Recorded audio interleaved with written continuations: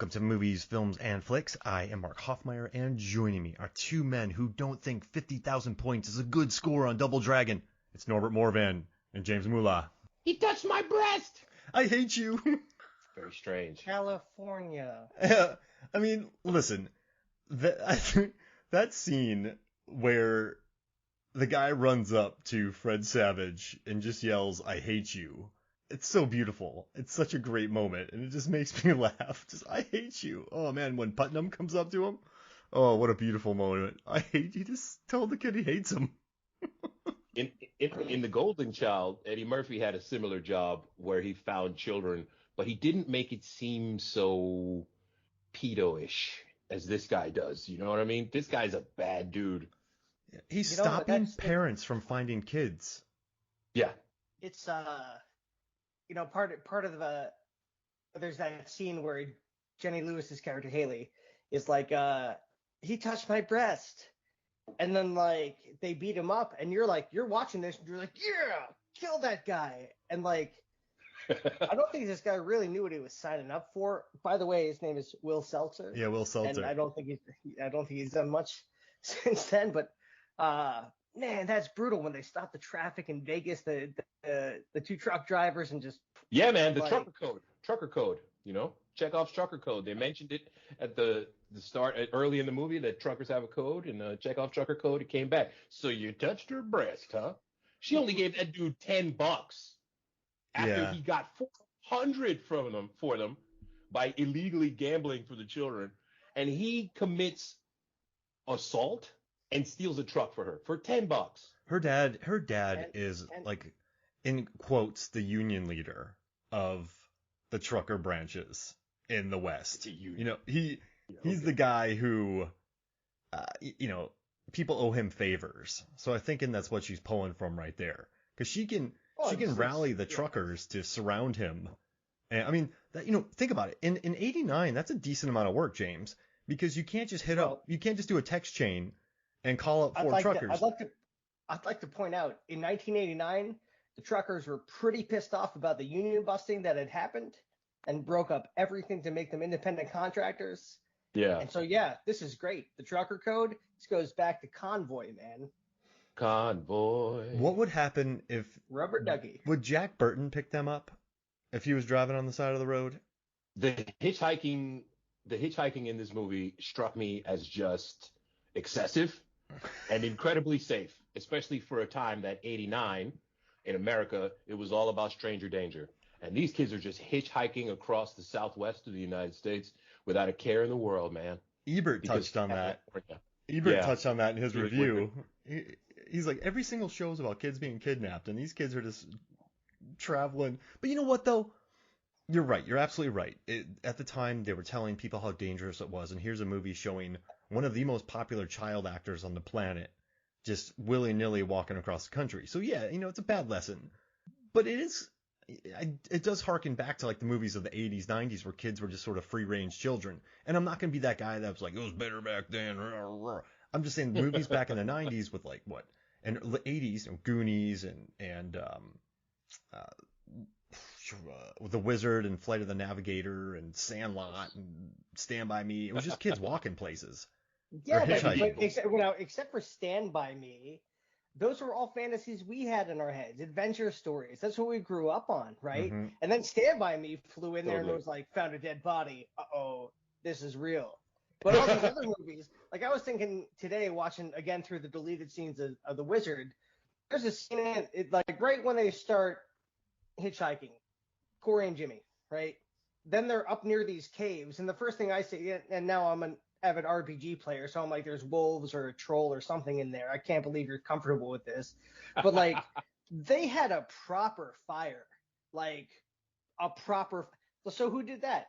How did they get perfect wood? Light that fire on their own? I don't think they had lighters. All the deleted scenes maybe mentioned that Nick was probably, maybe he had a lighter and Corey stole it. I don't know. But like, that's a good fire, sitting outside a cave, just hanging out in Utah.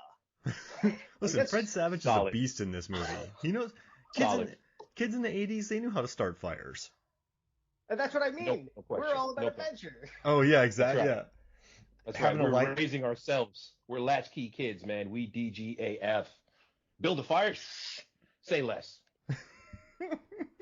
I'll throw a magic missile at it.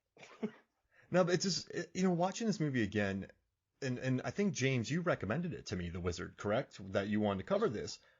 And all I remembered about it were the huge television screens and watching Jimmy playing Super Mario Brothers 3, which I hadn't seen yet. And I never played it. And I just remember yelling, like, I got so mad at the screen when he got hit by those boomerangs. I'm like, what are you doing, Jimmy? I was like, get out. Why you run? Like, I don't know. For some reason, I got bad form. It was like me watching Twitch. I've never watched it. It was early Twitch where you're watching it and you're going, no, don't do that. And then just the crowds around him. I mean, this movie was pretty ahead of its time. I mean, now you get stadiums filled up watching kids playing video games. So I thought it was pretty cool. Yes. I mean, there was the King of Kong at this time, but that was so niche. Like, whoa, imagine the King of Kong crew coming in and playing. No, this was for kids. I'm not a Billy Mitchell fan. Yeah. Get that hot sauce. The cheater. But I don't know. I just remember how epic it seemed. And I was a Sega Genesis kid. And I think we're all roughly the same age. I'm 39. Let's see. Norbert is 44. 44, James. Also 39. Oh, nice. Yeah. So we like this. Norbert, did you have a Nintendo? This movie was aimed directly at us. I absolutely had a Nintendo. And the only thing that we knew of Super Mario 3 at the time was in magazines. There was no YouTube. So this was the first time we actually got to see it for real. Millions of children.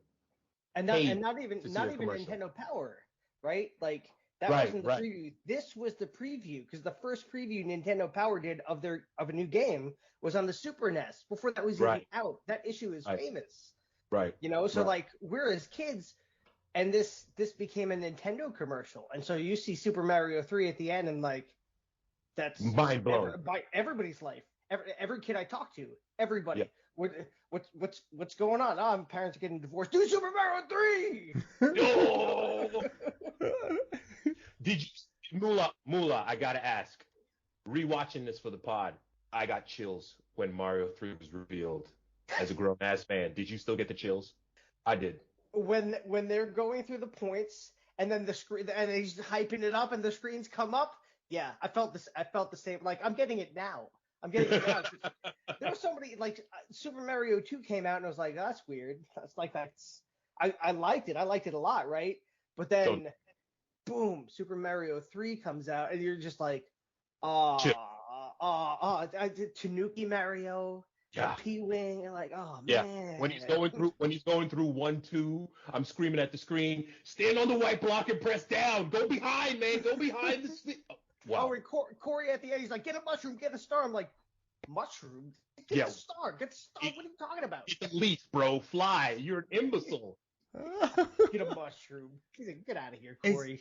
So pre-96 and pre-GoldenEye, let's say, what were the games you played the most on any video game system, would you say? Like, what were the games that for me, it was NHLPA 93. I used the Vancouver Canucks. Oh. I had Pavel Bure, Trevor Linden, Doug Lidster, and you could punch people. And even before Swingers, I was like, you can make people bleed in this game.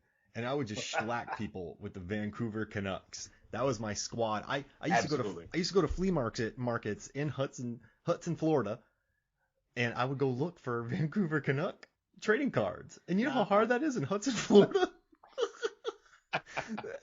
I found them. Yeah, I know. Yeah. I know. I growing up for Sonic 2, I played a lot of Sonic 2. Oh yeah. Like lots and lots of nights. Street Fighter 2. Oh huge, yeah. The first Mortal Kombat. But I've always been a platformer at heart. So like Metroid and Castlevania were huge games for me. Ninja Gaiden. Oh, 100%. Love that. And then Sega Genesis was a little less expensive than the Super NES when they came out. So I got the Sega Genesis. Hey, me too. Which is great. And there was a game on there. There was a game on there called Mercs. Yes. Norbert, man, it was like a top down. It was like Commando from the NES, but like 100%. AAA, Jerry Bruckheimer. Yeah. Yes. That game was so much fun. But like that's I've always been into like having lives continues going forward. That's always been fun. And then I got into the sports game after the era we're talking about. But yeah, before that, platform action games, 100%. And me personally, one of the reasons why I got a summer job was so I could just buy myself video games, so I didn't have to ask my mom for money anymore. So I bought it. By '96, I bought the Sega CD that loaded like an old school DVD player with. Yeah. So you had Sega CD. So at that time, dude, Sega CD is my jam. Okay. Phantasy Star, man. Sonic CD. I'm playing all the FMV games. I was into those. I didn't give a damn, son. But that was the time when I was in the dorm at college, so we were playing a lot of Deion Sanders football. We were just getting it on. And, they talk like black dudes. Yeah, you going down. You know what I'm saying? You know what I'm saying? All the weird coded shit that was in the game. It was still awesome. And NFL. That was 2000. What was the video game with the Vikings who played football and you could fall into holes and get hurt? Jerry Glanville. Pigskin football, bro. Yeah. Jerry Glanville. I ran that with my man. And Moolah, you were going to say Mutant League Football, which is still was. And they remade it for Steam. It's out now. It's dope. Oh, yeah, the guy who does the play-by-play for NBA Jam does the play-by-play for Mutant League now, and he's cursing up a storm. It's awesome. Oh, no way. The NBA Jam guys doing that?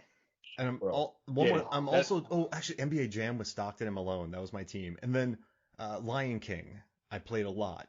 But I didn't know how to beat it, so I'm tempted just to buy a Genesis again. So they didn't want you to beat it. They designed it so you couldn't, so you'd have to keep re-renting it. Because Nintendo made that. You had to flip Scar. Or Disney. Yeah. Like, I never even made it that far. I hit Scar one time for 45 minutes. Just in there, poof, poof, poof. But I didn't realize that you're supposed to get to the end, and then when he comes to you, you do that flip maneuver, and you flip him over you. And knock him off the cliff. This is like the logical Elden Ring segue here. But I beat everything on that game, and then I just never knew how to do it. So it's always haunted me. It's like lingered over me like a specter in this game. It would have been like if Jimmy lost.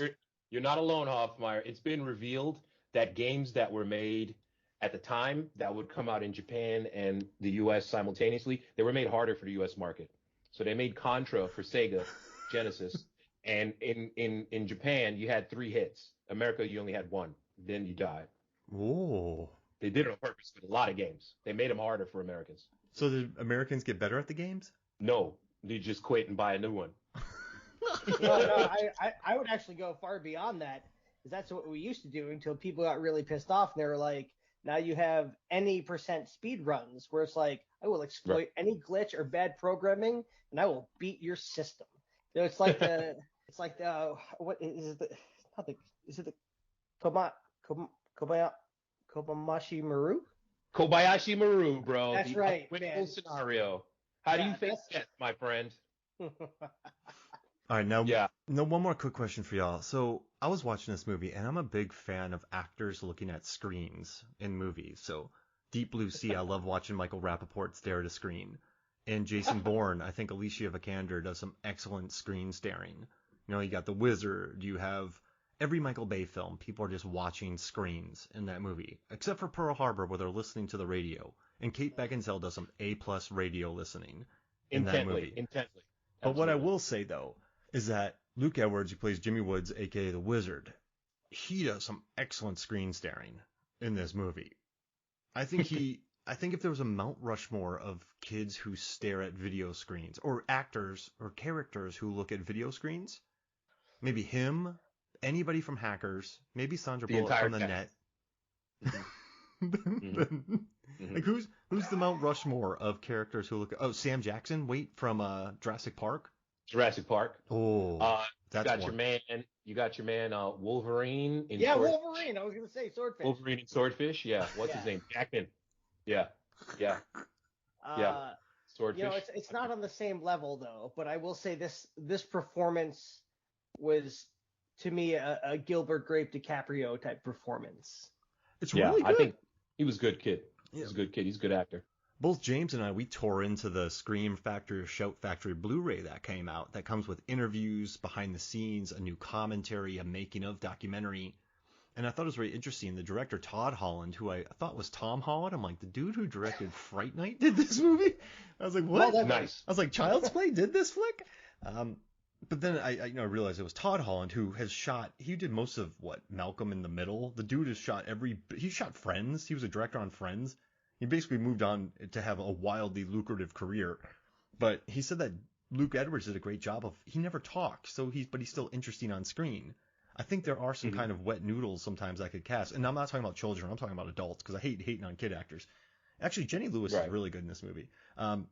But yeah, I think he does hold the screen. This kid, he does. But I think he also has like two pros with him as well. I mean, Fred Savage at this time was beast mode. The kid was. Fred Savage got top billing over Beau Bridges and Christian Slater. Okay, truth. That's how big he was. Christian Gun Show Slater. The title card is Fred Savage and then The Wizard, and then it's like, oh, by the way, Christian Slater and Beau Bridges. Right. I agree with you 100%, Norbert. But also Mark has a point. And I was watching the show, right? The Wonder Years, just, was everyone was. Up. And awesome. That's just a fantastic show there. But then, there are excellent performances. I mean, Beau Bridges, that's one of the things I want to talk about the deleted scenes is they took so much of him out of this movie.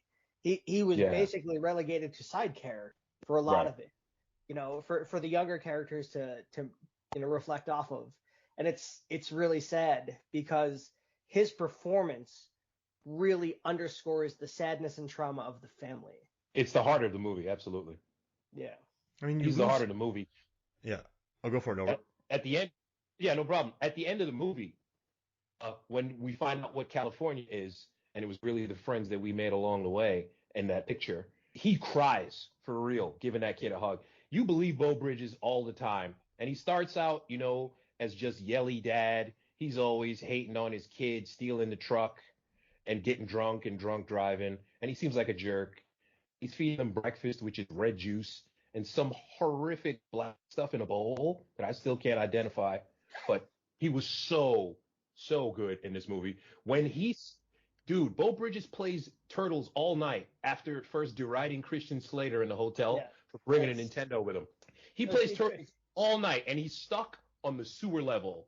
Everybody was right there where he was. He's stuck on the sewer level because we all were, because there's only one good character in the game, Donatello, and he didn't care. He didn't care. Beau Bridges, his fake Nintendo playing was just like everybody, he's jerking the controller. When he wants the guy to jump, he's pulling the controller up. He was so good in this movie. Well, so to add, man, I'm just gonna, I have to preach with Norbert here because Beau Bridges is really just, so the first 7 deleted scenes have Beau Bridges in them, and the very first one is Corey coming down the stairs saying that Nick and him are gonna take the boat out and learn how to ski. Dad, do you want to come with us? And he's just like, no. And then in the muted background, you see the beer cans there.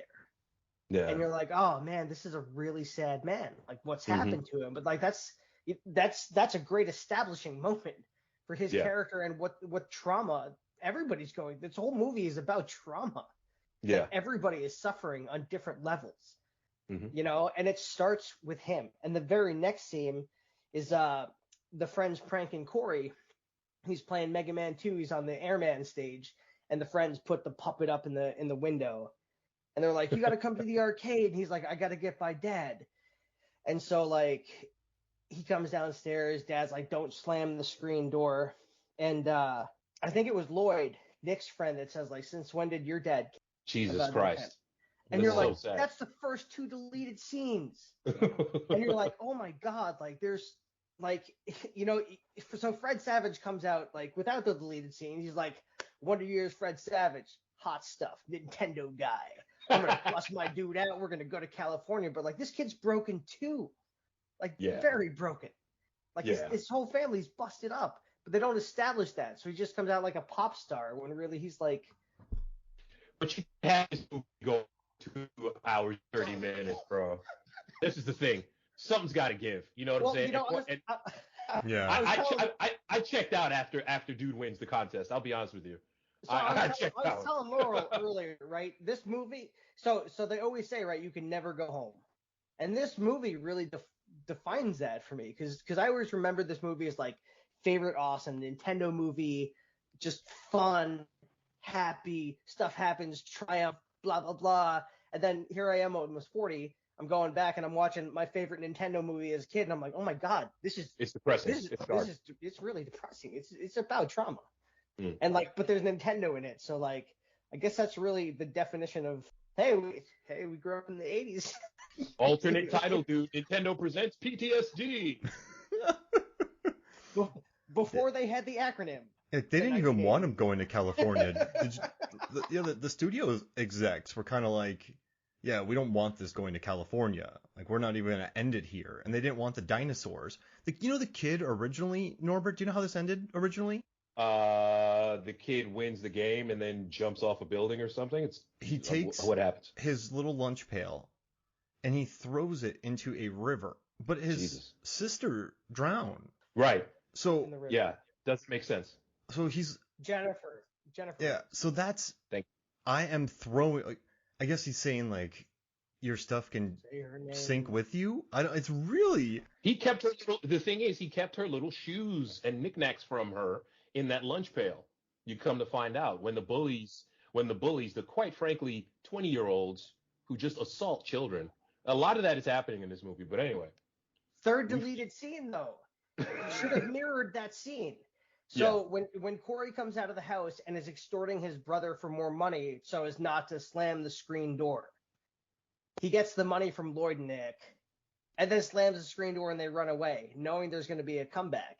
And the next scene is them sitting on the bleachers eating pizza, and then you see Nick come tearing through the field in his car, and he's like, "Oh my God, that's Nick!" And they all start running away, and then they're beating on the kids in the field, and they're like, don't touch Jimmy, don't touch Jimmy. Well, that's exactly the same scene that happens again later in that movie. Yes, Chekhov's assault. You had to bring it back.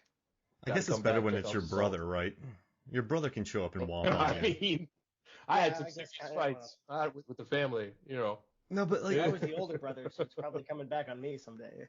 It's just interesting to watch though, because this kid saw his sister die, and then the relationship. The parents break up because the daughter died. Then you get the new stepdad. Then they want to institutionalize a kid. I mean, and then he's building. He's like, but like it is the 80s though. I mean, when I got hurt, I remember I got cut really wide open one time, and they're like, he'll be fine. Just take him home. So I don't think it was a time Rub some dirt on it. Yeah, and I still have a giant scar on my leg. So I guess at the time you weren't thinking about this kid having issues because of his sister. You're just thinking, what's wrong with this little punk? But that was the narrative. Oh yeah, it's the 80s. Yeah. It's the 80s, bro. It's the 80s. The entire family is trying to ignore their small child. Institutionalized. Sam McMurray wants to throw him in an institution and drug him up so that he's out of the way. Yeah. There is nothing more Reagan era than, there's nothing wrong with you. Just play some baseball. We could be in the Wilson era. We could be in the Taft era. We could be any time before that. It's astonishing though to talk about this as adults now, all of us who grew up during this time and go, that's barbaric. How? We saw this. Doctors recommended to my mom that they should just zoot me up because I'm bad shit, clearly. The minute I went to elementary school, they were like, we think there's a problem. Throw them in the slow person classes. And so what did I do in New York, which is where I'm back in, right? But but that's what they did. Slingaling was the name of those classes, 1st through 3rd grade. And then I got to Florida, and they're like, oh, he's not stupid. He's just pretty smart and bored.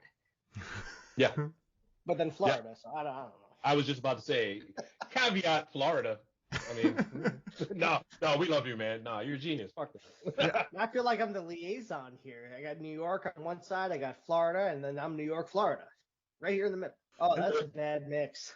I should just pack it in, guys. Florida, New Florida. Hey, there's a New Florida. No, that's New Tampa. No. New Tampa's blowing up, by the way. Old Tampa's doing great too. All I know is Daytona Beach is where I saw one of those dudes from Saved by the Bell. And then I participated in a strip contest, and I don't remember what happened next. What, you won, and you went on a national tour with the guys from Magic Mike. Isn't that what happened? Oh, right. That's it. Yeah.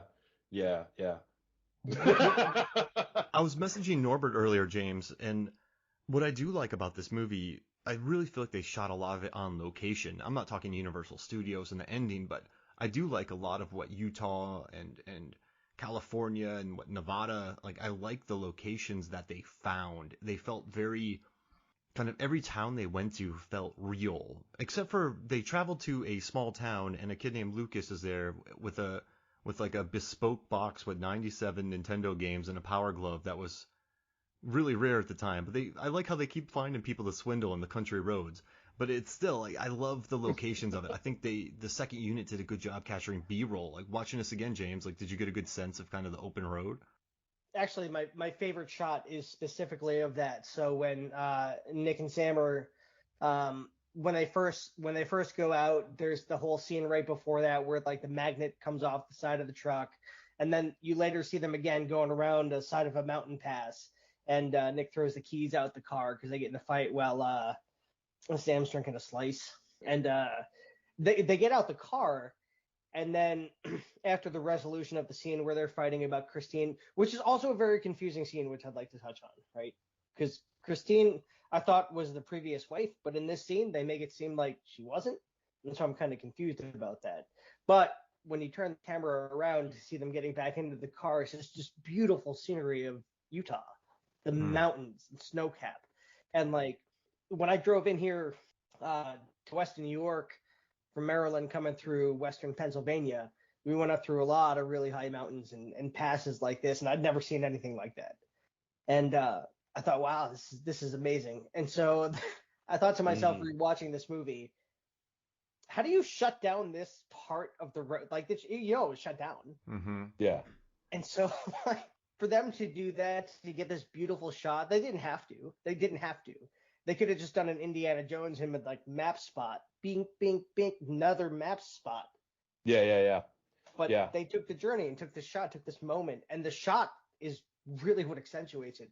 To your point, it's the most beautiful shot for me in the whole movie. I think my favorite shot's the skateboarding scene where they're going down the hill and Jimmy is sitting on the skateboard and Corey is standing on the skateboard and they're going down the road, the mountainous road, and the truck just drives around them. Now, I know that wasn't them on the skateboard when the truck drove around them, but I liked that. I dug that vibe. I really like the industriousness of these two kids, and I like that they actually had someone going down that hill while a truck goes around him. It felt, I don't know, that's probably my favorite part about this movie is the location scouts on this film definitely earned their money.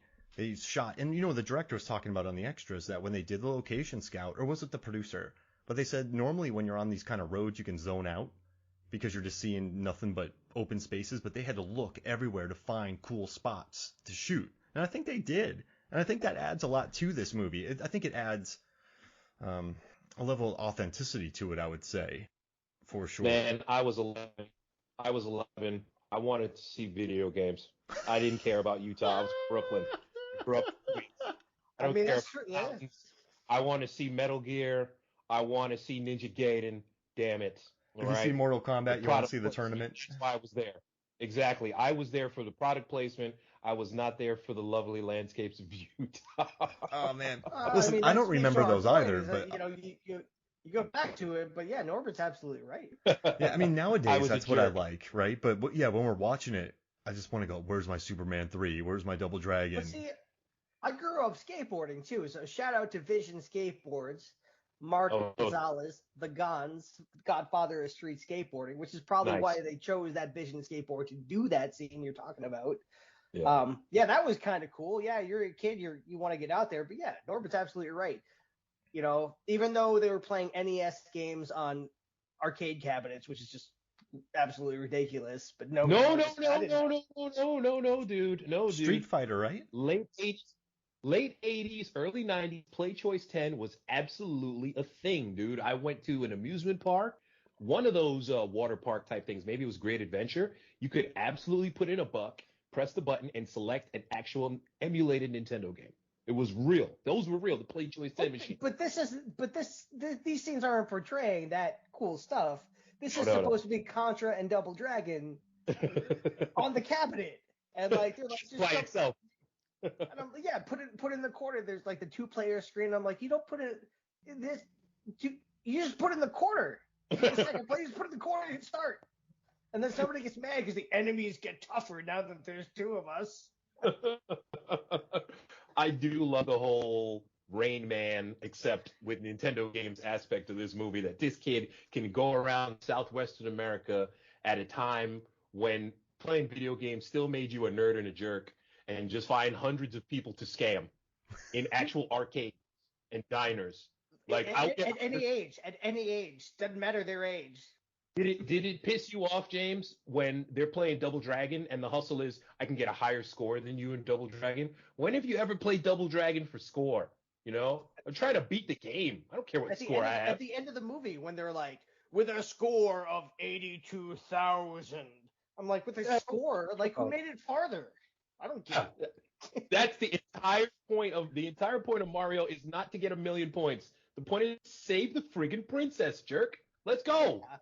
It's like, oh, this guy's hitting a lot of coins right now. He's really racking up the points. Meanwhile, the other guy just beat the board on the second board already, and I'm like, dude, you're losing. What are you hitting the coins for?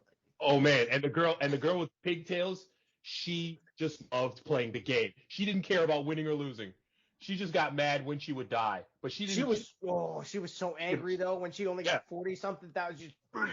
I was like, man. I know that kind of determination, though. Oh, man. I fell for her there. She really tried. I mean, she did. Yeah, gorgeous Laura Grissom. Have any of you ever had 97 Nintendo games? Because I haven't. No. Luke's had 9. No, I had maybe 12? Like 12 that's about right. In my whole case growing up. That's about right. We traded stuff. That's it. That's how I played all the games. I traded them. You know, that's how I played Resident Evil for the first time. I let someone borrow my Mario Kart on GameCube. I wish there was a Gamecast, by the way. Malibu's Most Wanted call out. Shout out. But yeah, so I let them borrow that, or Smash Brothers, and they let me borrow Resident Evil. I played Resident Evil for 6 minutes, and I turned it off because it scared the living crap out of me. But yeah, that was fun. It was hard. I saw directionals. For the time, it was hardcore. Yeah, you play games because, you know, it was fun. It was fun switching out. And also, too, if people don't know, because we haven't told them yet, I first met James and Norbert in 2007, 2008 in South Korea. We worked at the Cheongdam Institute, and when I first met James Gil Mula, he had a V-neck T-shirt on, and he had his hands right up in his armpits, emulating what Christian Slater was doing at the Body Shop during this scene, and he was just looking all like threatening me. And I remember looking at him. I went, Slater. Got a picture of me in a Yankees cap before we hiked Soundom. And I looked at him and I go, Slater from Wizard. He goes, yes, that's right. But yeah, I didn't know if you noticed Slater pumping the gun show during his scene at the repair shop, or not the repair shop. I guess they're stripping that car. You know, this guy. They did a quick job. Is trying to rescue his son get his son from running away, and they're actively trying to stop each other from finding their children. Yeah, seriously, it's incredibly disturbing how many people do not want Beau Bridges to find his son because they would rather lock him away and drug him into a blind stupor, or they want to just capture him and make money at all costs, assaulting random kids in public in broad daylight. The dude with glasses. So he's it's crazy. I have this question for both of you then, because like the deleted scene with my favorite mountain shot, right, kind of goes into that whole dynamic. And now, so I assumed that Christine was the mom, but when Nick gets out of the truck, he tells his dad, since Christine came into our life, she doesn't like me, she doesn't like Corey, but she's with Bateman. She's Christine Bateman. Yes. So since she came into our life, I thought you came into her life.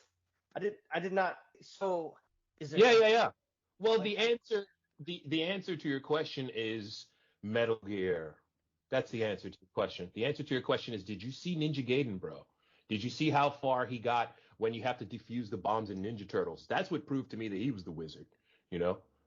That's the answer right there. The answer is full not high five. That lady's not the mom? Doesn't she say take our boys home? Yeah, so specifically for this scene I was like, WTF, who is Christine since she came into our life? And I'm like, well, that doesn't make any sense to me. Like, maybe that's why this game was deleted. I don't know why include it in the Zack Snyder version of this movie. Oh yeah, totally. And the answer is, did you see Rad Racer with the Power Glove, bro? That's the answer. You know? Did you see the Nintendo gameplay counselors that you can call? It's not an 800 number either. It's a 900. He's not even reading the right game book. Not at all. How long did they talk? They talked for 3 straight days. Like 3 days, bro. 3 days. And that was the montage of product placement. Nintendo gameplay counselors, Zelda hat, TMNT, defuse the bombs level, Mega Man 2, Metroid. Dude, like RC 10, Pro 12 hours a day. There's that series on about well, I'm not going to plug other content. Do it. I don't care. It's on Netflix, where MFF should be. And all day. Let's go. Well, they got the guy who eats nothing but fried food, and they made a show about that. This is way more interesting. But it's a show about games, and there's a whole episode that goes through like the whole Nintendo, like, you know, Nintendo Power Magazine, the guys who gave you tips, and like, yeah, it was as grueling as you think it is. Like, when you look at what happened at like CD Projekt Red and the oppressive Activision. Let me never say its name again. Never again. Yeah, but that's where this kind of stuff started, though. It's like, you want to be in video games? Prove it. Do you guys want to hear a sad story? Oh yeah, that's why I'm here. All right. So when I was younger, you know, we didn't have, my parents split. We didn't have like that much money to like just get people birthday presents. So I got invited to a birthday for a friend of mine, and they were opening up gifts for this friend, and someone got him that game for Sega Genesis, the like indie car racing game that was the hotness at the time. Just got him like a $60 gift, and I remember just going, oh no, because all I got him was a video gaming magazine, but those things were awesome. So I was like, man, I'm getting my buddy like a video game magazine. But when you get a video game right before you get a video game magazine, oh man, I got made fun of. That was an ugly party right there. That was a bad. But you guys talking about those video games reminded me of that. But yeah, I remember that. Oh man. Who gets their and when you're in elementary school, who gets their friend a video game? No. Oh, the rich kid, dude. Yeah, the rich kid. He's showing off. If you knew rich kid. He's showing off. He's showing off. Dude, Nintendo games were $50-$60 a pop, brand new, bro. Dude. $49.99, Norbert, at KB. KB Toy Store, yeah. These were not $20 games. Norbert, Funko Land was our land. Funko Land was the join us. Yeah, and then it became GameStop, and everything changed. Yeah, everything changed. That was from when I was a kid on Long Island, man. Funko yeah, Land. Absolutely. I would go to Green Acres and test the games and just hang out with the dudes. You could go to Funko Land for like 3 hours and just kick it with people and talk about games and just get secret codes and whatnot. It was dope. Yeah, nice. Dude, yes. Yes. Oh man, but I'm telling y'all, I remember buying those video game magazines, and I just thought they were the coolest thing. Learning about the new things, learning about like what was hot. I remember I wanted an RPG that I learned from one of the magazines. My mom bought it for me, but I felt like it was way too expensive, so I felt really bad about having it. And I like never. Oh yeah. And I like never played it because I was like, man, I feel terrible. Every time I played it, I felt like a sense of dread while playing it. But no, the magazines were $5, man. Yeah, I know. Look, the magazines were not cheap, okay? And Mortal Kombat came out for Sega Genesis, and Genesis had the blood code, and I wanted to know the blood code, and there's no internet in my house, so I walk into EB Games, I grab the magazine, I flip to the page with the code DULLARD, bong. I walk out, man. I go home, blood is there. Get over here. What was the other one though? ABACABB? Abacab. Yep. Yeah. What was that one? That code. That the Abacab code. I think that was just a general. You could just do the dip switches and figure around with the game. Yeah, I don't remember what it was. I heard it on 93.3, Mark. Yeah. You know, I just went down to Florida and I listened to 97.1 the entire time, the alternative channel. Also, I just want you guys to know that you would have hated playing video games with me because when I played Mortal Kombat, I was backpack forward with Raiden. Every single time. Backpack forward. And then I took E-Honda and I did the backpack forward with him too. Isn't that what the code was for E-Honda? I think it was hold just back and then forward. Yeah, that's all I did. That's all I did. I was that guy. And then people would yell at me. I'm like, well, learn how to block it. And then they learned how to block it. Exactly. Oh man! And then they learned how to block it, and they just destroyed me. Well, it's like I had a buddy. All through life. I still know him now. Still hang out with him, and we all got Smash Brothers, for the 64. Dr. Mario. And he was always Pikachu. Everybody else would just like variety character and get better with characters, and then have epic matchups. He's just Pikachu every time, do the same spam stuff, and we're like, God damn it. And then, MVC2 comes out. That's Marvel Capcom 2. And we would just start just making up stupid rules, like only people with red on their face or head. He would pick Blackheart every time. Like, dude, you're not even having fun with this. But then eventually, years later, he just would basically flip the table and be like, I don't want to play with you guys. And I'm like, you've been playing the same guy for 3 years. You haven't gotten, And I'll tell you, ladies and gentlemen, this is why the Wizard was made. Because look what the Wizard has done to us. We became addicted to these games because of this movie in a way that no other advertisement has ever worked. The third act of this movie is a Nintendo commercial in a way that no third act has ever been a commercial for something in the history of mankind. Not even putting like the BMWs into the Marvel movies has worked the way the Wizard has worked on us. Oh man, it's still with me. It's still there. Yeah. I have a question, James and Norbert. So the kid in this movie, he was Jimmy Woods the Wizard. So you're younger, and you're the age of Jimmy, and you are a video game savant. You're amazing at video games. But when they call you forward, so James, when they call your name, what's your nickname? So Jimmy is the Wizard. What would you have been called with your skill set? Harold Badger. The Harold Badger? That's been my name on PlayStation since I've had PlayStation. Oh no, like you're like the Wizard. Oh, okay. I'm talking about like the skill set. This kid was like a wizard. The Badger. I chose Harold Badger for that reason because of constant attack. Wind in the Willows. Wind in the Willows. He's a quiet, angsty older dude with excellent gray and black features on his beards and stuff. And he's stubborn, he's impatient, and he likes to win, and he's passionate, but he's kind-hearted too. Just you got to get through the prickly stuff. Yeah, I'm the Badger. Oh man, that's amazing. What about you, Norbert? That works. I am Milky Cereal because you don't understand why these things are here, but it's working. It's happening, baby. It's gonna happen. It's Milky Cereal all over your face. You don't understand why. Cereal and the Badger. That's it, man. That's it. We combined to form Milky Badgers. Man, what would I be? All right, so let's go. Okay, I guess I would Milky. I guess I would be. I remember I was playing tennis once, and my brother stopped. And he's like, "Mark, you play tennis like a linebacker," and just like nothing I do. Like, so I made it to states a couple years in a row, but nothing I did was pretty, and I just sort of confused everybody.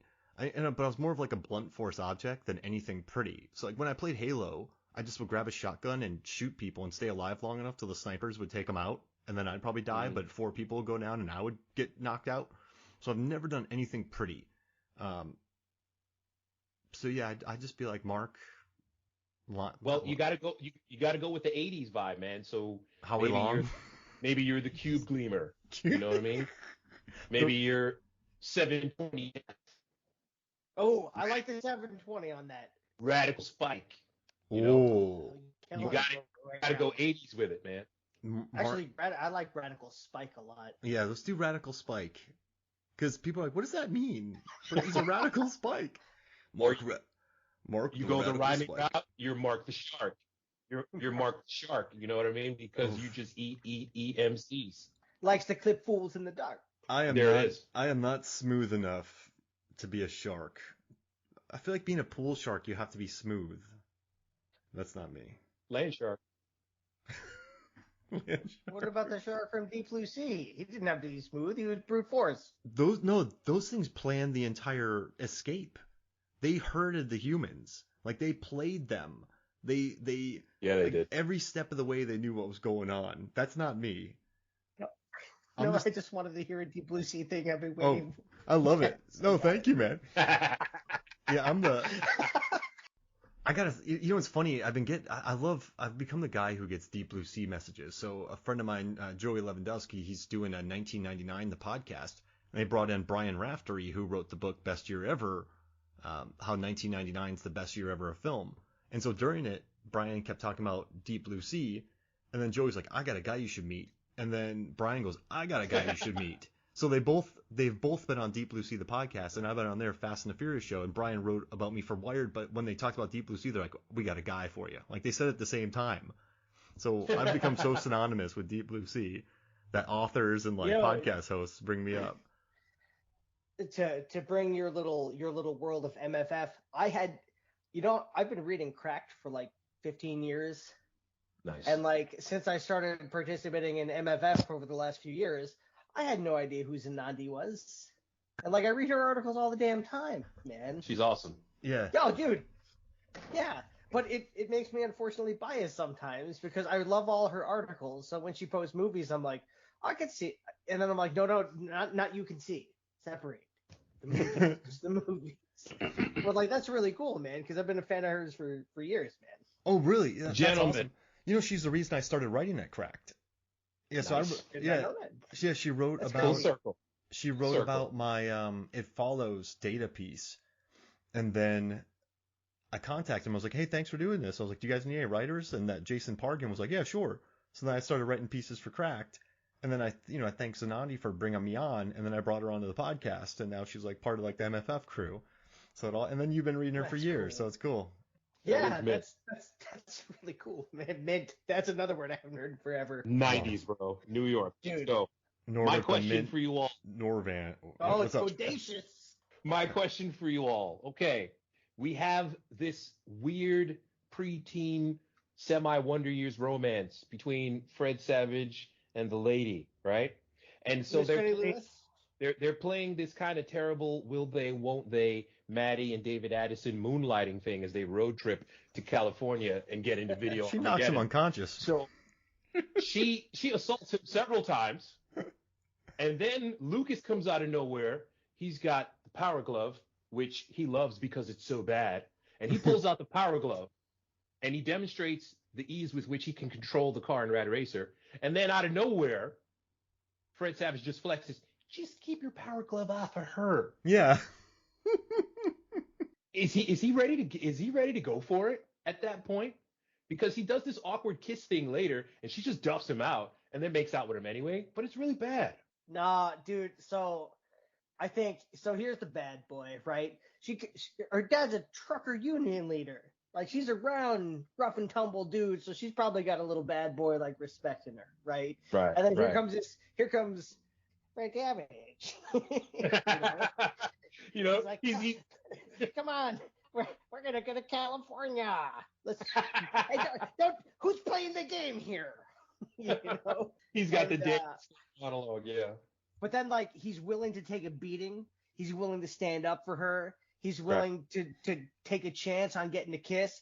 Willing to get smacked down and willing to stick it in all the way to the end of the movie. So then after the tournament, he's like, let's go, Haley. And she's like, yeah. And I'm like, dude, that's a guy you played it. You long. Man, that's right. This is your dedication to this girl. You're going to respect. I wrote in my notes, second base. I was like, yeah, he's going for it. Oh, gosh. And he'll get punched again. He will. I love when he puts the mask on, though, and she just knocks him unconscious. She blanks him out. But I gotta say, Jenny Lewis is really good in this movie, though. I know that the studio wanted to cast another actress, but he just didn't like the actress, so then they brought her in. But you actually her line readings, she's like, I know people too. Sometimes, I don't know. The best thing about these kids, they didn't really feel like they were acting in this movie. Sometimes when you watch a child performer, if they're not directed well, if they haven't been in the game that long, you do feel the acting. But with them, these kids felt pretty natural. And when I was watching the scenes with Jenny and Fred, I was like, man, she's yeah, I don't know. I thought it was cool. I thought it was a cool dynamic. That's actually, so I kind of wanted to ask too. So I'm a big Rilo Kiley fan. I think The Execution of All Things is one of my favorite albums. Although my favorite song by them is not on the album, but as an album as a whole, I think that I just absolutely love it. And there's a lot of mature in the lyrics. I mean, obviously she's older. I really came up as an emo kid, so no. Yeah, no, shocking. 2007 Chicago, living in the basement of the Congress Theater. Are you get out of here? But chicken egg. What begot what? You know, she's extremely mature in her delivery, in her acting in this movie, and then her music is, I think, exceptional. But like, why was she always this creative, and this was just the first outlet, and then the second outlet happened, or did she do this and then flourish after it? Because I mean, probably a lot of all of those things. Oh, for sure, man, for sure. I mean, early on, you could tell she's kind of feeling Fred Savage because she just comes out of nowhere. I got my mom's legs. Take a look. But Fred Savage is looking at Jimmy and he wants to pet the cow instead. It's really weird, man. She's just like, look at my legs, Fred Savage. Take a hit. and it doesn't kick in until alpha male shows up with the power glove, and then suddenly he realizes, the female is being tempted. And that's now, clever line. Just keep your power glove off her, Lucas. That's just, you just want to see Fred Savage just hold up his hand and be like, beep, beep, beep, beep, beep. Exactly. And he's got the weird Daniel Stern monologue going on the back of his head. Haley was so strange, and yet there was something really attractive about her. I wonder if Jimmy's going to want a sandwich later. Can I play Nintendo as good as he can? What would you do if I sang? Oh my gosh. Hey, can you recreate, do you want to narrate the mashed potato moment from Wonder Years, which is probably one of my favorite all-time TV moments? Do you remember that scene? I've seen every episode of that show, but it was in middle school. And the only things I remember from middle school are How to Beat Altered Beast and Turtles in the Arcade. That's it. So Altered Beast, man. I played that for the first time in a whiz, dude. The scene is when his parents are fighting in Wonder Years.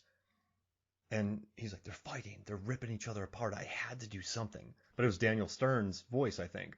So he takes this huge glob. Daniel Stern, that's right. He takes this gigantic glob of mashed potatoes on this large serving spoon and just takes it and then pulls it back like he's going to flick it and just flams it in his big brother's face. I mean, we're talking just because he's like, I had to do something. And so everyone stops arguing. They're like, why'd you do that? What are you doing? They stop arguing just to look at the mashed potatoes. And his brother looks at him and goes, while you sleep. And it's just, I figured that Wayne meant something. Yeah, he would do something to me while I was asleep. Maybe he would put my hand in a bowl of cold water so that I would go to the bathroom on myself. Maybe he would tell Winnie Cooper that Paul was actually the better choice for her. I don't know. All I know is I had a biology test at 10 and I hadn't studied at all. What would you do if I sang? Oh, Winnie Cooper, man. Jeez Louise. But, no, I mean... So hard. But this movie now, I mean, listen, I was happy to watch it again because this movie's really been on my mind, so I was happy to kind of go back and check it out. But yeah, it was definitely edited in oblivion. But, I mean, Universal wanted a 90-minute movie. And James has been talking to me about, you know, there is feelings of loss, of you know, families being broken apart, of death and grief. And, you know, what I like too is at the end of this, Jimmy is not totally solved. Like, this kid is still going to have to work through some issues. Like, I like that there's no magical, hey, I'm cool now, guys. That really makes me happy. But I guess you can't have that in this movie because it would just be a tonal, that's not the movie, right? This is a Nintendo commercial. Like, get from A to B to C. That's it. And then get to N for Nintendo. Mm-hmm. And you feel that things are going to be okay eventually, but eventually is going to be when he's 30. This is not something that's going to get solved in next week's episode of Nintendo Power, the movie. You know, that kid's been through a lot. Look, in terms of ways to die, drowning is the worst to me. There's no way. And this kid watched it, man. So yeah, he doesn't want to talk. He doesn't want to play Pogs with you all. You know, he doesn't care that The Simpsons is going to debut later on that year. He just wants to know how to deal with grief. That's it, man. And everyone, feel like he should have helped her, but he didn't. Right. And everyone in his family is thinking, how about some Zoloft instead, bro? And a cold white room. You know what I mean? That's brutal, man. Well, that's so there's that scene with Nick, though, where he's yelling at his dad that Corey's been trying to tell you, but, like, he's been shut off. He's just been drinking and depressed. But, like, of course, like, you're a parent. Your child died. Like, every fiber of your being is like, I should have protected her. Mm-hmm. You know? And so, yeah, he tuned himself off. The kid's trying to say, like, he just needs, you know, and this is the other thing, too. It's like, you know, Jimmy's on the spectrum, you know, and we didn't talk about that in the 80s either. Mm-mm. That was a thing. You know what the thing is, though, man? I don't feel like he actually was on the spectrum. I think that this particular incident hit him so hard, he just shut down.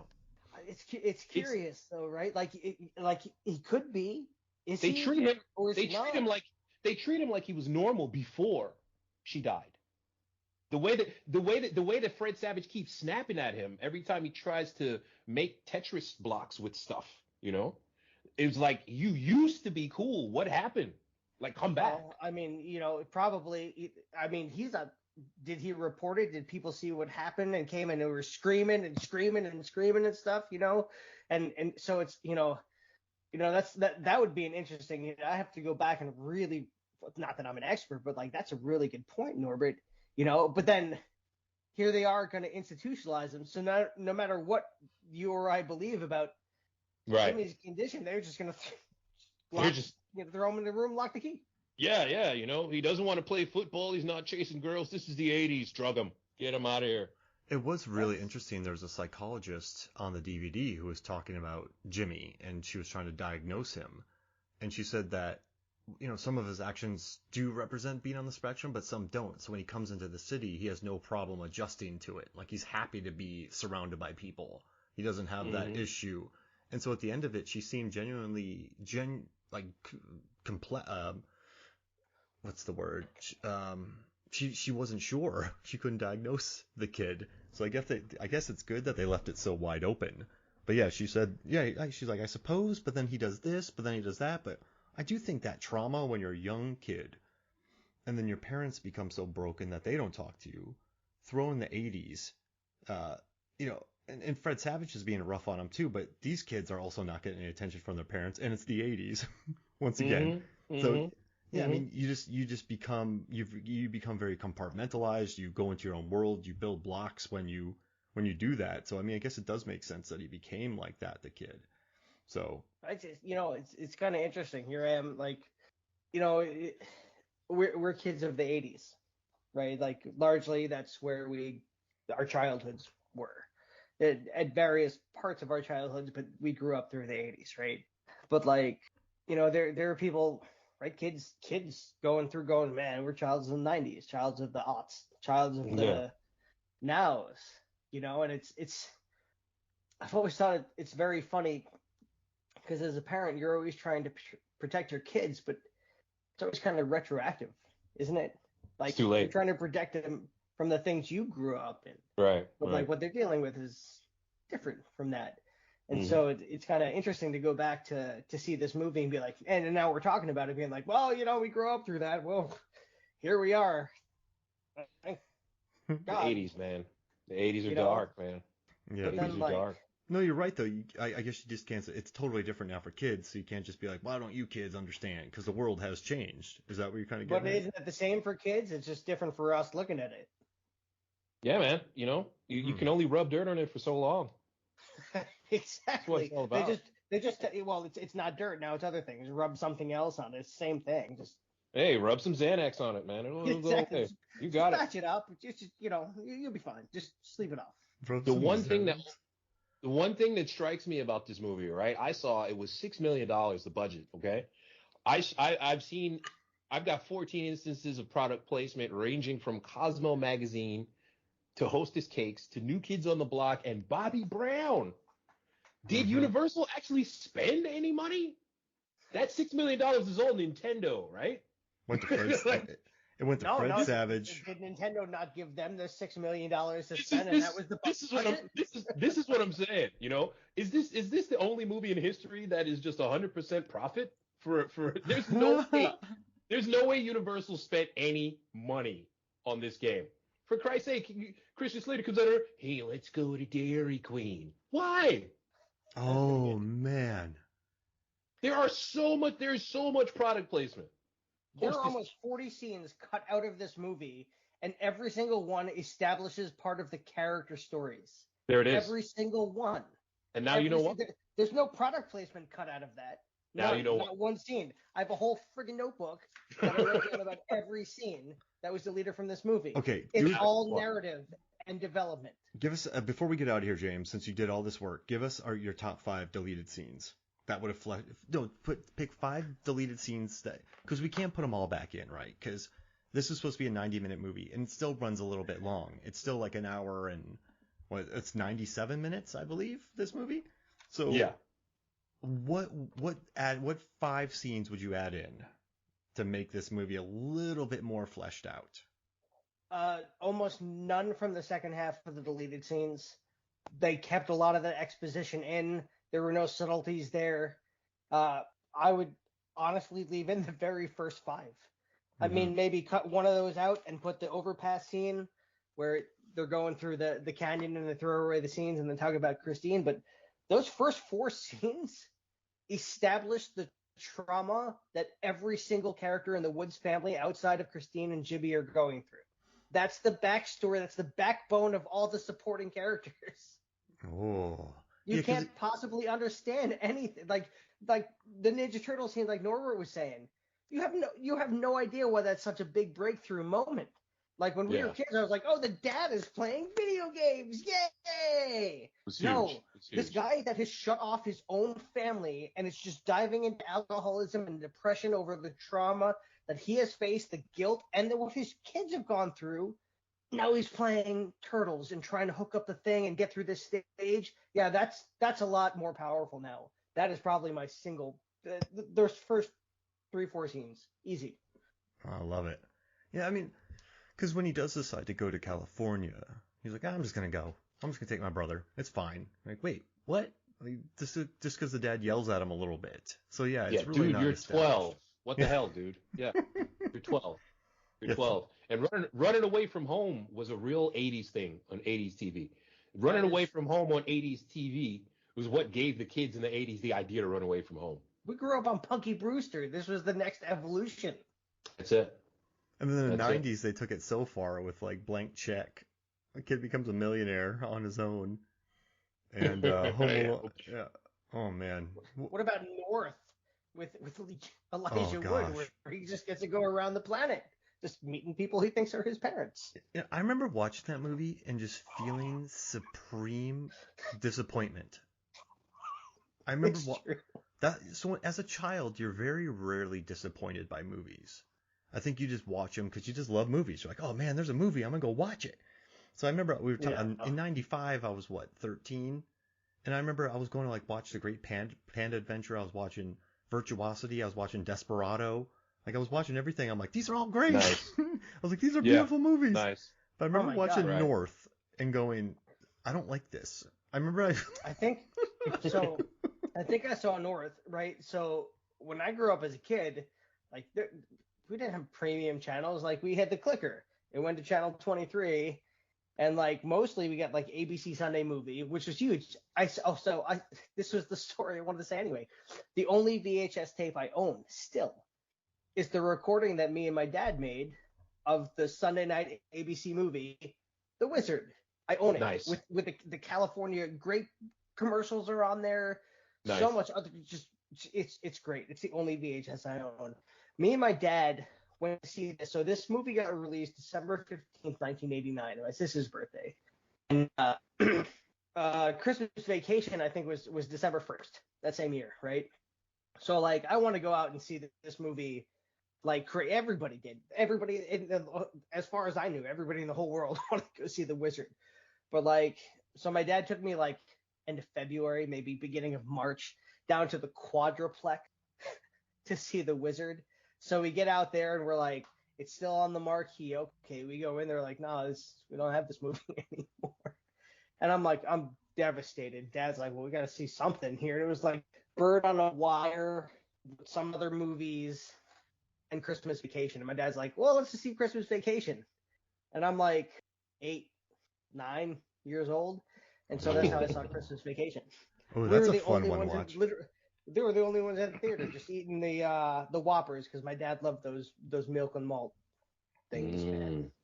And yeah, so that's the evolution of half of my Christmas decorations. Is we went to see The Wizard, and it wasn't in theaters anymore because nobody went to see it. That's why when it snowed in Korea, you really wanted to go out and like try to sled. Yeah, that was fun. I recreated my cardboard. I'm surprised I didn't die that night when I actually made it down on cardboard. Cardboard. We all lived through it, man. We're still here. Well, listen, still holding up the banner for us. I'm very happy we had this Korean reunion.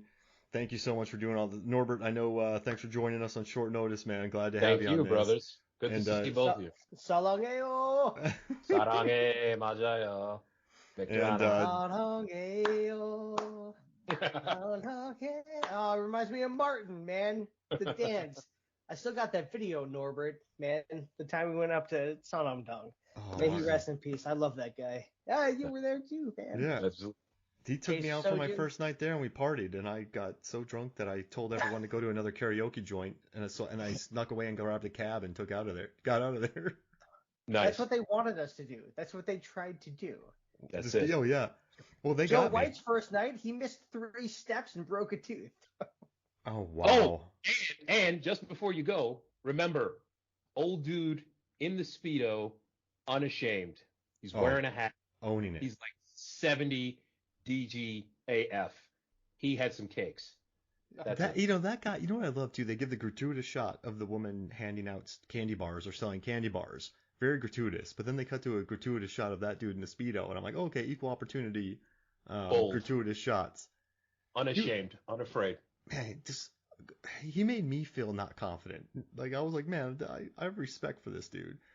Body positivity. Oh, gosh. Well, hey, James. That's what I'm saying, man.